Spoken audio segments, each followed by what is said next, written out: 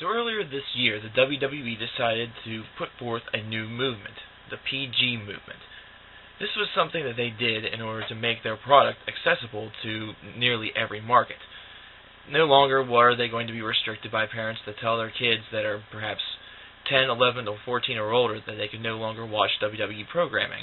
Now it was going to have that TV PG thing in the upper left-hand corner of the screen, which means that parents could feel safe allowing their kids to watch this.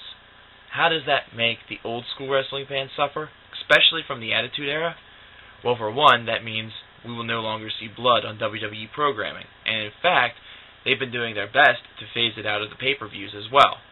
Now, of course, there's going to be the accidental splurge every so often. These typically happen whenever something does go wrong and somebody does get split open. But you're no longer going to see blood from chair shots, blood from going through announce tables, or anything like that. Even a sledgehammer hit to the head, which we have seen from Triple H over the past couple of months, will not result in a bloody mess. Now, as I said, the PG movement was supposed to be a marketing tactic in which the WWE could cash in on multiple markets. No longer would it be restricted to teenagers and people over that age. Now they could allow kids, who have now become the primary demographic of the WWE, to try to make it more family-suited. Now they're able to get in on the fun as well. Now, this to me was a horrible mistake. This is something that I talked about with the Delinquents Wrestling broadcast, and something that I will rehash again in this video. Because in order for the WWE to experience a complete and utter overhaul and reclaim their throne at the top, because in my opinion they're slowly falling really to the wayside here, they need to lift the PG movement. PG movement means more than no blood. It means limited interaction that involves any sort of swearing, any sort of hateful language, anything that could be construed as offensive. And it also means that this limits the writing staff once again. Like I mentioned in my first video, the writing staff is already limited to what they can do considering the time frame that they have in order to operate and build feuds from pay-per-view to pay-per-view. And since, as I mentioned before, we don't have long-distance and long-term feuds very often anymore, they're limited even still.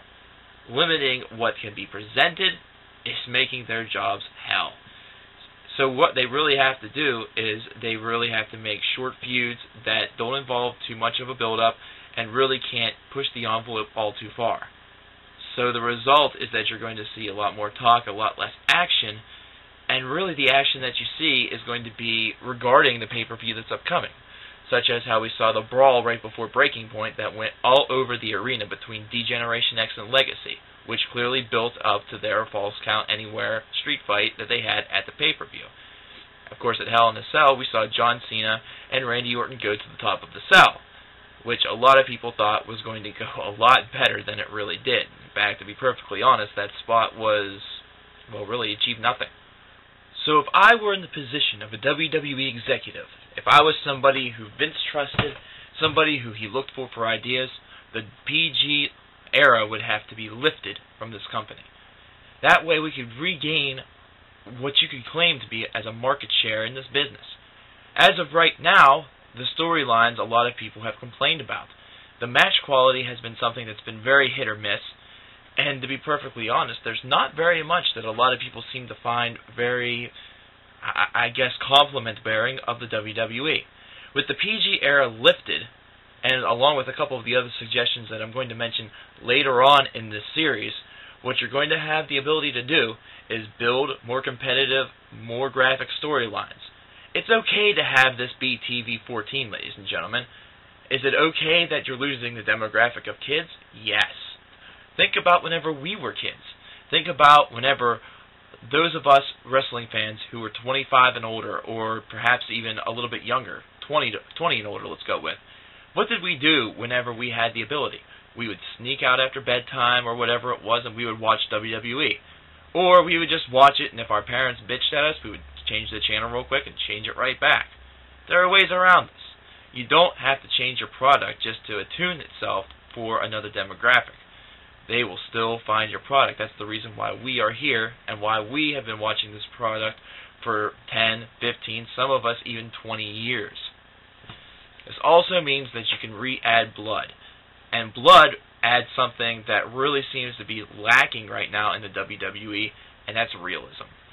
Realism is something that you definitely need to sell the idea that these people are not only getting injured, but also that this rivalry goes a whole lot further than just pure hatred. What makes you hate someone more besides just pure hatred? Blood. Blood certainly shows that. Injury can work to a certain extent or to a certain degree, but you can't make everybody get injured and then all of a sudden have them reappear stronger than ever. It's a boring formula, it's a formula that doesn't work, and it's a formula that definitely lacks creativity and realism. And finally, I don't know why, that the language has certainly been limited to WWE television, yet at the same time, the Generation X's #1 catchphrase of "suck it" is still A-OK and PC. Now, am I saying that they should ban that? No. I'm saying they should lift the ban that they had on the words prior to this. This is something that is definitely a bit of a problem, because really, language can really quantify hatred just like blood can. It adds a new dynamic to it, it adds new meaning to it. And it also gives the writers a little bit more freedom to explore the personal lives of the characters that are involved. Like I said in the previous video, why hasn't John Cena's father being kicked in the head been mentioned? And let's face it, if Triple H ends up going up against Randy Orton again, if that were to happen down the line, why not have Randy Orton mention the home invasion? Why not have it become a scenario where he talks about the welfare and the well-being of his family, of his wife, of his friends that were there? These are things that you have to take into consideration. And sometimes I really think that the wrestling fan, as much as we are just fans of these shows, I think sometimes we have a bit of a longer memory than some of the writers in the back. They're looking for story progression, but at the same time they're neglecting the things in the past that help build to the final product. So the PG era has definitely been a poor, pitiful excuse here in the WWE. And the quality has gone down significantly ever since then. We've seen only a few diamonds in the rough ever since then. We've seen Rey Mysterio and Chris Jericho go at it, but really, a lot of that had very little to do with storyline, with the exception of Jericho's quest to remove Rey Mysterio's mask. That was a heritage shot. Not only did these two perform fantastically in the ring, but whenever you take a shot at heritage like that, it built Jericho's character to be truly hated by more than just kids, but also by anybody who's a fan of Lucha Libre wrestling or of the Hispanic population. That was well done. That is what needs to be done. That's something, though, that you can only do with a limited population of WWE superstars. Now, you're not just going to go out and blast the black superstars. That's absolutely wrong. That's not something that you do. That's something that even the pre-PG really kind of strayed across. All the times that would ever happen was extremely subtle. And even then, Vince tended to stray away from it on television. Notice how I say on television, folks. Wink, wink.